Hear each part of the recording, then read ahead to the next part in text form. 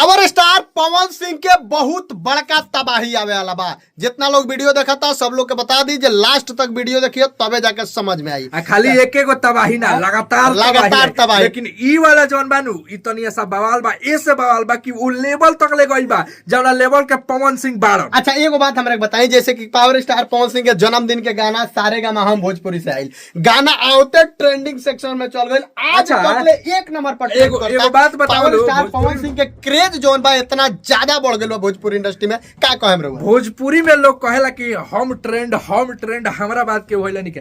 पवन सिंह के एगो गाना आई रहे 3.5 मिलियन जोन बा के व्यूज गई रहे वो गाना पर, यही गाना पर एक के दिन में 3 से 4 मिलियन आज तक ले भइल भोजपुरी में। अच्छा ना एड प्रमोशन के बिना नहीं भइल ना, तहेगा तो धुरंधर भैया के होइए जात रहला पहले। आ धुरंधरो भैया के भइल बा परसों के वो गाना आइल बा पूरा दिन में 2 लाख व्यूज गइल बा, इहो आज तक ले भोजपुरी में भइल बा के। देखिए अब हमार सुनी, धुरंधर भैया के अब जमाना खत्म बा भैया, इतना बाजी वो अपन ढेर घमंड ढेर दुकैसन राइटर। बताओ डांस मूवी में हाउ विजय चौहान के वो गाना आई रहे एक गो दिल में कितना हम बता दी भाई कि पावर स्टार पवन सिंह के गाना आवता टी सीरीज से।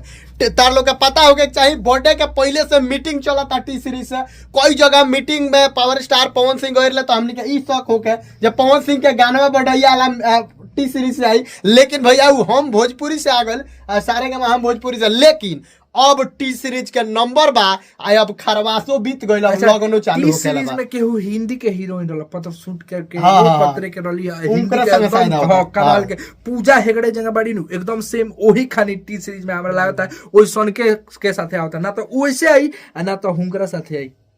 Power star Pawan Singh T series से कई गो मीटिंग कैलन जेमे ई बतैलर हो सकता है जे हनी सिंह के संगे जोन गाना आवे बा वो टी सीरीज से आवेला बा, ठीक बा। तो भाई बादशाह के साथ तो पावर स्टार पवन सिंह के कई गो गाना बैक टू बैक आवेला बा। तो भाई का कहम रहुआ?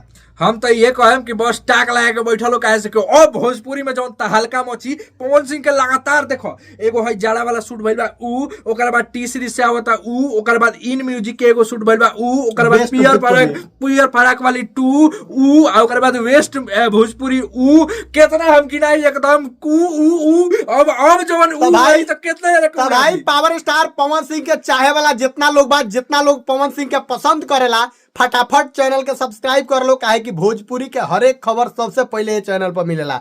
अब वीडियो के खूब ज्यादा शेयर कर लो, काहे कि भाई अभी तबाही तो बाकी बा। का बर्थडे में तबाही भइल, जोन तबाही अब होई पावर स्टार पवन सिंह जी के द्वारा टी सीरीज से बहुत बड़ा पवन सिंह के गाना आवे वाला बा भाई। तो चैनल के सब्सक्राइब करो, वीडियो के खूब ज्यादा शेयर करो, वीडियो के लाइक करो। मिलता नहीं अगला वीडियो में, तब तक खातिर नमस्कार।